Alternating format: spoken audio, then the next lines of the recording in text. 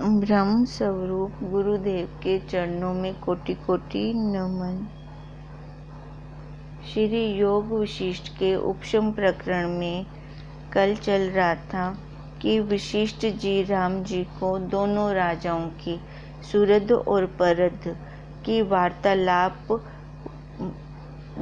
वार्तालाप राम जी को सुनाते हैं विचार के निमित्त कि विचार करें तो ये जो अपना जीव भाव है, ये जो दिखाई दे रहा है, ये शरीर ये है ही नहीं। जो अपना विचार करते हैं आत्म पद का, अपने स्वरूप में रहते हैं, वो हमेशा ही सुखी रहते हैं। हे राम जी, बुद्धि श्रेष्ठ और सत्य शास्त्र वही है जिसमें संसार से वैराग्य और आत्म तत्व की चिंतना उपजे। जब जीव आत्म पद को पाता है तब उसका सब क्लेश मिट जाता है और जिसकी आत्म चिंता में रुचि नहीं, वे महाअभागी है। ऐसे पुरुष चिर पर्यंत कष्ट पावेंगे और जन्म रूपी जंगम के वृक्ष होंगे। हे राम जी, जीव रूपी बल अनेक आशा रूपी फांसियों से बंधा हुआ है। अब वशिष्ठ जी क्या कह रहे हैं? जीव रूपी बल अनेक आशा रूपी फांसियों से बंधा हुआ है। अब जीव रूपी बल, देखो जीव को क्या कह रही हैं? बल। क्यों कह रही हैं? क्योंकि ये जीव अपना सारा बल कहाँ लगाता है? संसार की वस्तुओं को पाने में। बल तो है इसके अंदर, पर उस बल का वो सदुपयोग नहीं करता, तो हमेशा कहाँ फंसा रहता है? एक वासना खत्म नहीं होती, दूसरी वासना उसकी पहले शुरू हो जाती है। तो ये वासनाओं की फांसियों में वो बंधा हुआ है। जरा अवस्था रूपी पत्थरों के मार्ग से जर्जरीभूत हो रहा है।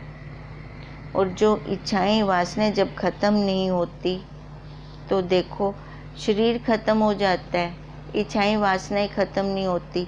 जब बूढ़ा हो जाता है, बुढ़ापा अवस्था आ जाती है, तब भी इंद्रियां साथ नहीं देती, पर इच्छा अंदर से अभी है। तो क्या कहते हैं? जरा अवस्था रूपी पत्थरों के मार्ग से। तो ये सारा रास्ता कौन सा? पथरीला रास्ता है। पथरीले रास्ते पे अगर हम चलते हैं तो पैर हमारे लहूलुहान हो जाते हैं, तो उससे हमेशा वो जर्जरीभूत होता है।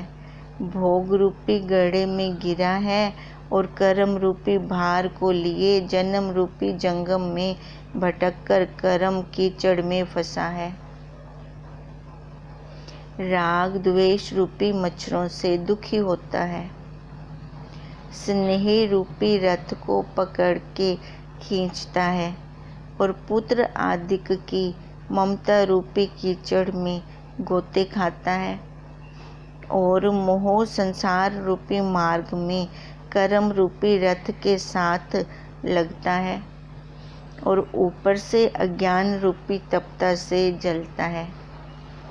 अब मूल कारण क्या है? जीव कैसे बना? अविद्या से, अज्ञान से। अब अज्ञान सबसे बड़ा क्या हुआ? मैं मेरे का। पहले तो उसने अपने आप को, जो ये शरीर लेके बैठा है, इसको सच्चा मान लिया।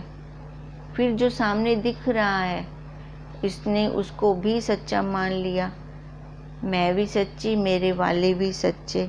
फिर वहाँ पे इसकी क्या होगी? ममता होगी, मोह हो गया, स्नेह हो गया। अब यही सबसे बड़ी कीचड़ है, दलदल है।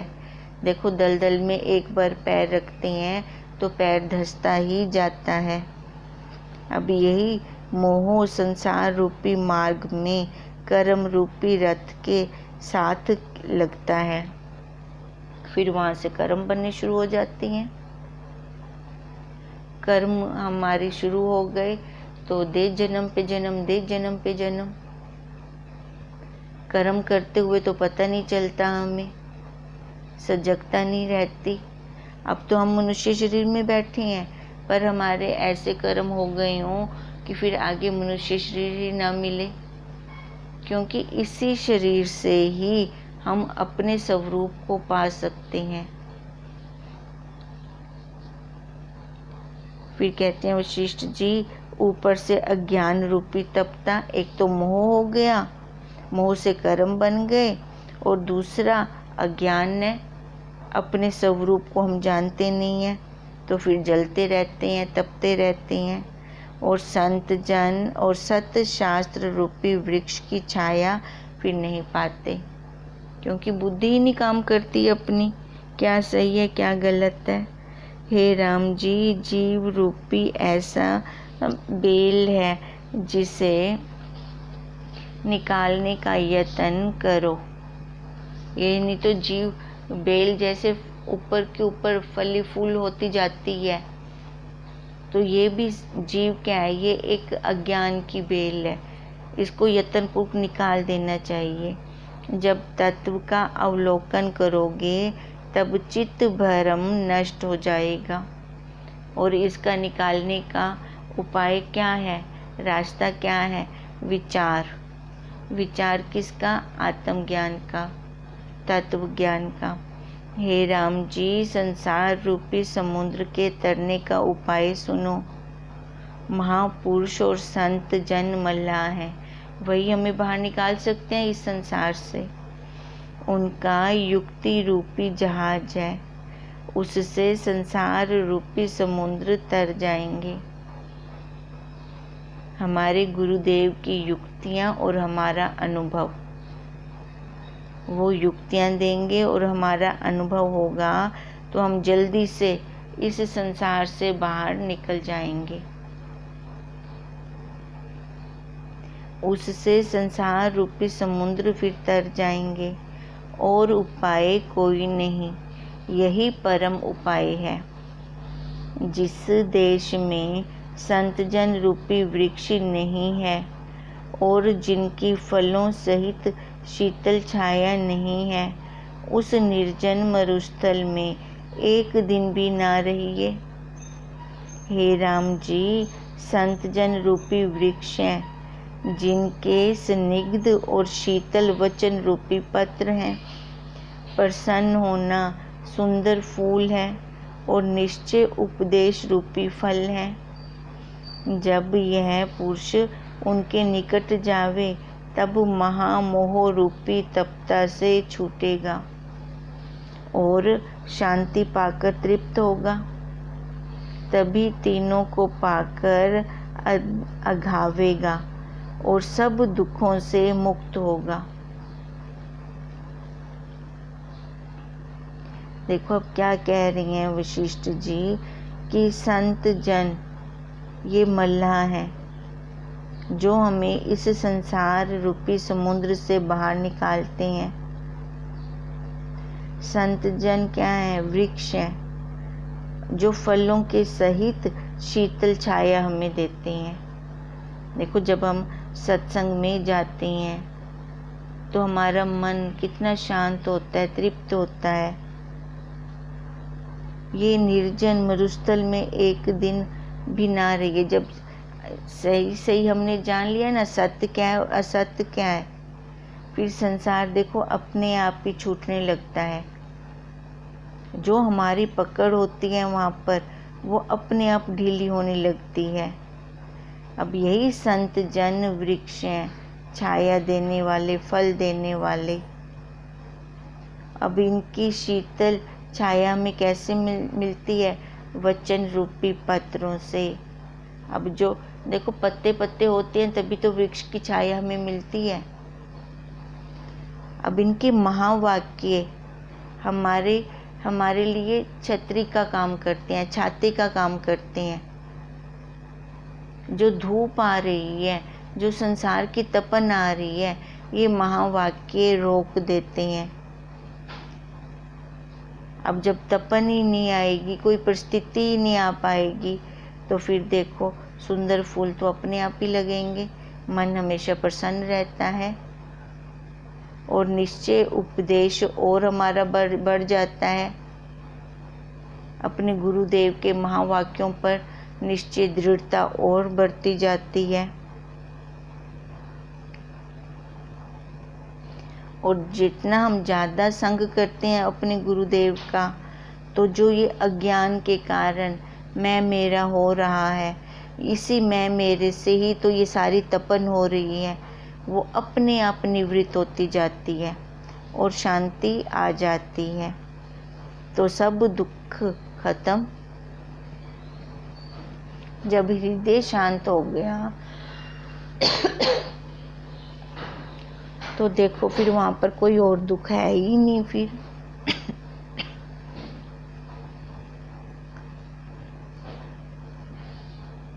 हे राम जी, अपना आप ही मित्र है और अपना आप ही शत्रु है। अपने आप को जन्म रूपी कीचड़ में ना डालें। देखो हमें और कोई दुखी नहीं करता, हम स्वयं अपने ही भावों से दुखी होते हैं। जो देह में अहम भावना से विषयों की तृष्णा करता है, वह अपना आप ही नाश करता है। जो देह भाव को त्याग कर आत्म अभ्यास करता है, वह अपना आप उद्धार करता है। हमें कोई दुखी सुखी नहीं कर रहा। अगर हम संसार की तरफ जा रहे हैं, विषयों की तरफ जा रहे हैं, अपनी इच्छाओं वासनाओं को पाल रही हैं, पोस रही हैं, तो देखो हम अपने आप को दुखी कर रही हैं। क्योंकि माया अपना एक पहलू दिखाती है। पहले तो वो हमें क्या दिखाएगी? सारा सुख सुख दिखाएगी, पर दूसरा पहलू तो बाद में आता है ना उसका, और आएगा जरूर, क्योंकि सुख दुख ये जोड़ी है। जो देह भाव को त्याग कर आत्म अभ्यास करता है, वह अपना आप उद्धार करता है और वह अपना आप ही मित्र है। हम ही अपने सबसे बड़े मित्र हैं और हम ही अपने सबसे बड़े शत्रु हैं, पर हम दोषारोपण कहाँ करते हैं? सामने वाले पर। यही हमारी सबसे बड़ी भूल है। और जो आपको संसार समुद्र में डालता है, वह अपना आप ही शत्रु है। हे राम जी, प्रथम यह विचार कर देखें कि जगत क्या है, कैसे उत्पन्न हुआ है और कैसे निवृत्त होगा। मैं कौन हूँ, सत्य क्या है और असत्य क्या है। ऐसे विचार कर जो सत्य है उसको अंगीकार करें और जो असत्य है उसका त्याग करें। हे राम जी, ना धन कल्याण करता है, ना मित्र बांधव और ना शास्त्र कल्याण करते हैं। अपना उद्धार आप से होता है। देखो हमें शास्त्र हमने ले लिया, सबसे उच्च कोटि का शास्त्र है श्री योग विशिष्ट। अब शास्त्र ले तो लिया, हम पढ़ भी रहे हैं, पर उसका हम मनन ही ना करें, उसका विचार ही ना करें, ये जिज्ञासा ही ना पैदा हो कि जो आज मैंने पढ़ा था उसका मैंने मनन और निध्यासन करना है। फिर देखो उद्धार होगा। सबसे पहले तो ये इच्छा अपने अंदर से जागृत होनी चाहिए कि मैंने अपना उद्धार करना है। जो ये संसार के विषय दिख रहे हैं, भोग दिख रहे हैं, ये मात्र दिखने लायक हैं, बस है नहीं, ये खाली परछाई है। और उस परछाई को हम सत्य मानकर अगर उसके पीछे भागते हैं तो हम अपना सबसे बड़ा लॉस कर रहे हैं, अपना नुकसान कर रहे हैं। तो इसलिए हम अपना मित्र बांधव हम स्वयं में, और कोई नहीं है। क्योंकि वो जिज्ञासा तो पहले खुद के अंदर से निकले। अपना उद्धार आप से ही होता है। इससे तुम अपने मन के साथ मित्रता करो। जब वह दृढ़ वैराग्य और अभ्यास करे, तब संसार कंकट से छूटे। जब ये संसार की पोल तो खुली पड़ी है, पर लगे भी तो सही कि ये झूठ है, झूठ है, झूठ है। वो तो जितनी देर हम सत्संग में रहे उतनी देर अगर हमें लग रहा है कि ये सब झूठ है, झूठ है, तो उसका भी तो कोई फायदा नहीं है। वहाँ पे सत्संग में उतनी देर के लिए लगे और घर आए या वहाँ से सत्संग हॉल से जैसे ही बाहर पैर आए तो सारा का सारा संसार आ जाए, फिर सारे विषय सच्चे लगने लग जाएं, तो हमें फिर वो आनंद, वो तृप्ति, वो प्राप्त होगा ही नहीं। अब इसलिए कहते हैं कि हम अपने मित्र आप बने। अब मित्र कैसे बनेंगे? जब हमें दृढ़ वैराग्य हो जाएगा इस संसार से। देखो पहले पहले तो तप करना पड़ेगा। तप करना पड़ेगा मतलब कि पहले हमें ये सारा कुछ छोड़ना पड़ेगा, ज़बरदस्ती छोड़ना पड़ेगा। शुरू शुरू से हमारा विचार इतना नहीं चलता, खाली गुरुदेव के कहे अनुसार उनकी आज्ञा मान के हमें चलना पड़ेगा कि मेरे गुरुदेव जो कह रही हैं वो सत्य कह रही हैं। भले उस टाइम हमें खुद को अपना अनुभव नहीं होता, पहले ये तप करना पड़ेगा। तप का फल क्या है? वैराग्य। वो वैराग्य फिर स्वतः आता है, फिर हमें लाने की ज़रूरत नहीं पड़ती। अब इसलिए कह रही हैं कि जब वह दृढ़ वैराग्य और अभ्यास करें तब संसार कंकट से छूटें। जब वैराग्य अभ्यास से तत्व का अवलोकन होता है फिर तो वो तत्व दिखाई देता है, उसके बिना तो और दूसरा कुछ है ही नहीं। फिर तब अहमता रूपी बेड़ी कटे, जो फिर ये शरीर में, इस शरीर में अहंकार है वो हमारा ख़त्म होता है।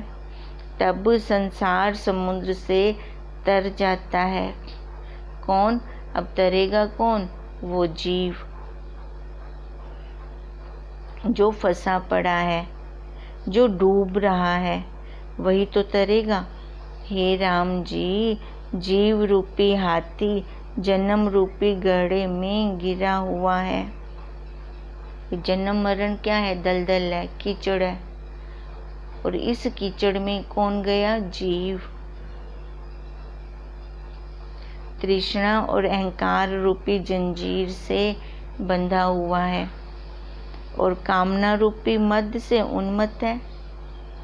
एक इच्छा निवृत्त होती है तो दूसरी इच्छा आ जाती है, दूसरी निवृत्त होती है तो तीसरी आ जाती है। जब इनसे ये छूटेगा तब ये मुक्त होवेगा। इन इच्छाओं से, वासनाओं से जब ये छूटेगा, छूटेगा कैसे? जब अपना बल लगाएगा।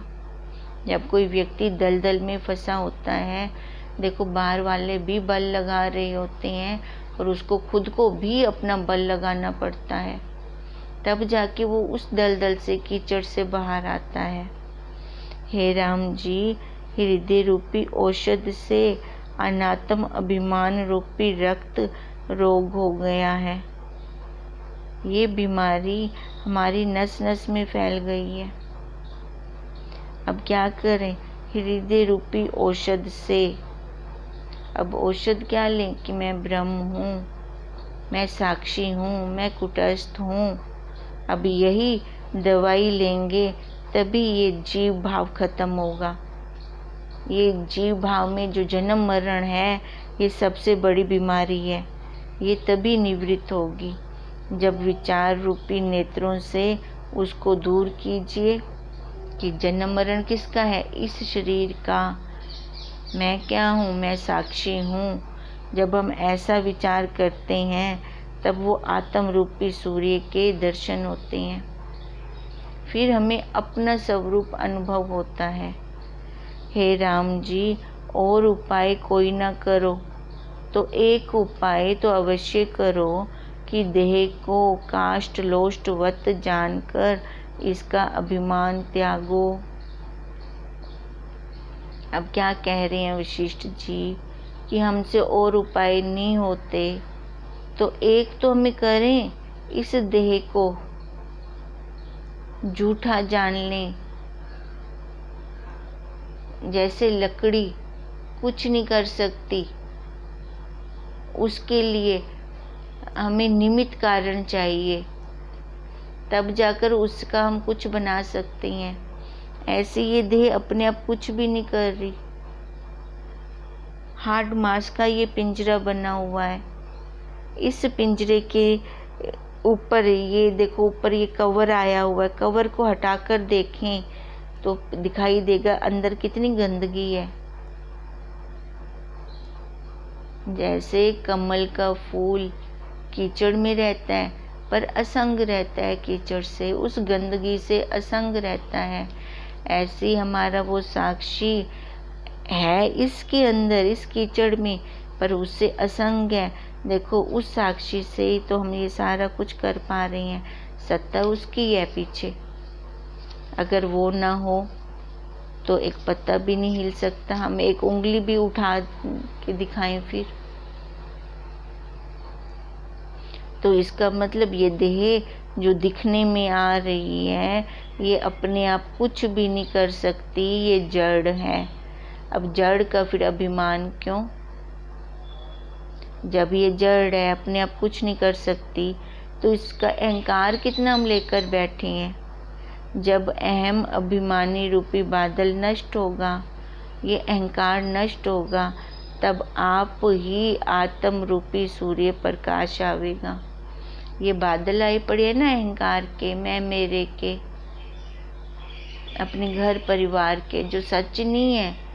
ये हमारे व्यवहार तक है, बस व्यवहारिक सत्ता में सत्य है ये, क्योंकि हमारे कर्मों का लेन देन है इनके साथ। लो दो और चलो। जब ये कर्म का ये ताना बाना टूट जाता है तो देखो 1 मिनट भी फिर ये शरीर कुछ करने लायक नहीं रहता। कुछ करके दिखाए।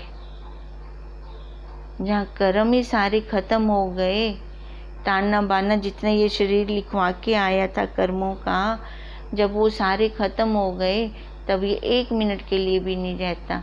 ये पंछी उड़ जाता है फिर।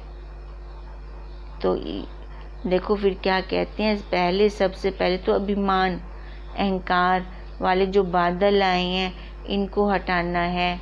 बादल हटते ही सूर्य के दर्शन होते हैं। सूर्य तो कहीं नहीं गया था, वो तो अपनी की अपनी उसी जगह पर ही था। हमें दिख क्यों नहीं रहा था? क्योंकि आगे ये देह भाव वाले बादल आए हुए थे। वह परम आनंद स्वरूप है। जब फिर ये बादल हटते हैं, अपने स्वरूप का दर्शन होते हैं, उसका अनुभव होता है, तो वहाँ पे देखो शाश्वत आनंद है। परम आनंद बोला जिसको हमने। सुषुप्ति रूप मौन है, अर्थात केवल अद्वैत तत्व है। सुषुप्ति रूप मौन है। जैसे सुषुप्ति में वो प्रकाशक हमारा साथ नहीं छोड़ता,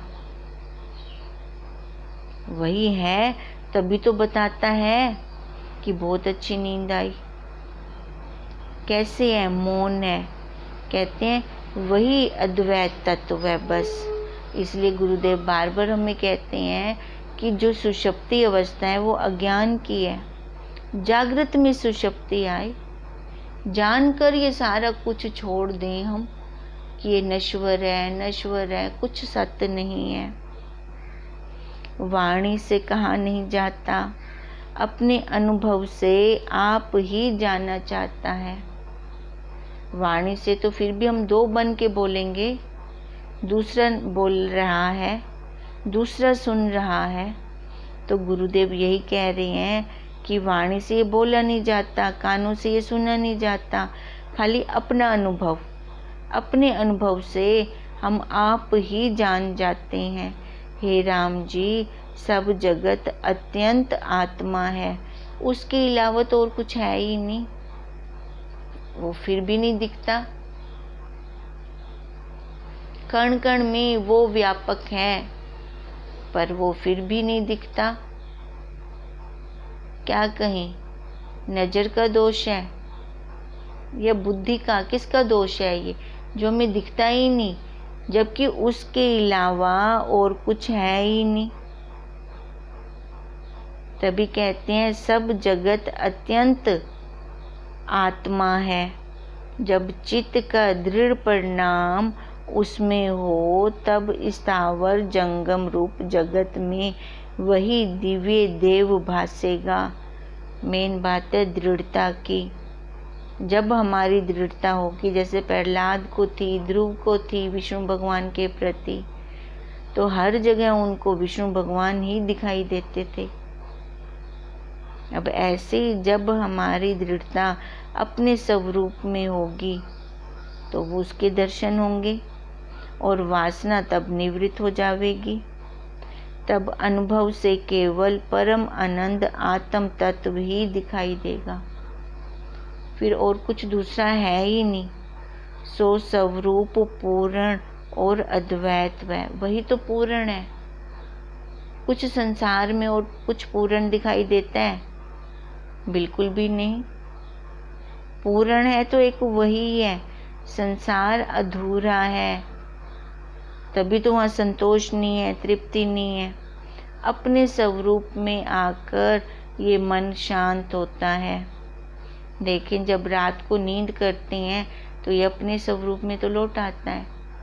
कितनी शांति आती है, तृप्ति आती है, आनंद आता है। फिर सब जगत का त्याग कर उसी के पाने का यत्न करें। सब जगत का त्याग कर। अब नींद में, सुषुप्ति अवस्था में तो सारा कुछ छोड़ते हैं, तभी तो वही आनंद, शांति, तृप्ति तभी आता है जब अपनी पकड़ छूट जाती है। अब जब ये पकड़ छूटती है तो ऐसे ही गुरुदेव कहते हैं, ये जो पकड़ छूटेगी तेरी देह भाव वाली, फिर जाकर तो अपने स्वरूप में स्थित होगा। और ये पकड़ इतनी आसानी से नहीं छूटती। बार बार इसको विचार, बार बार विचार और सत्य का संग करने के बाद जाकर ये पकड़ ढीली होनी शुरू होती है। फिर उसमें फिर अपना पुरुषार्थ चाहिए, फिर जाकर ये पकड़ हमारी खत्म होती है देह भाव वाली। तब उसका आनंद आता है, उस साक्षी का अनुभव होता है। इति श्री योग विशिष्ट उपशम प्रकरणे कारण उपदेशो नाम 59 सर्गा समाप्त। अब इस सर्गे में वशिष्ठ जी ने राम जी को बताया है कि जब हम अपने स्वरूप की तरफ लौटते हैं तब जाकर हमें उसका अनुभव होता है। और वो उसके लिए उपाय क्या है? सत्य का संग, सत्य शास्त्र। अब सत्संग का संग का मतलब जब हम अपने तत्वनिष्ठ गुरुदेव का संग करते हैं, उनके महावाक्यों का संग करते हैं, फिर जाकर ये संसार असार दिखाई देता है। हरिओम तत्सत, हरिओम तत्सत, हरिओम तत्सत।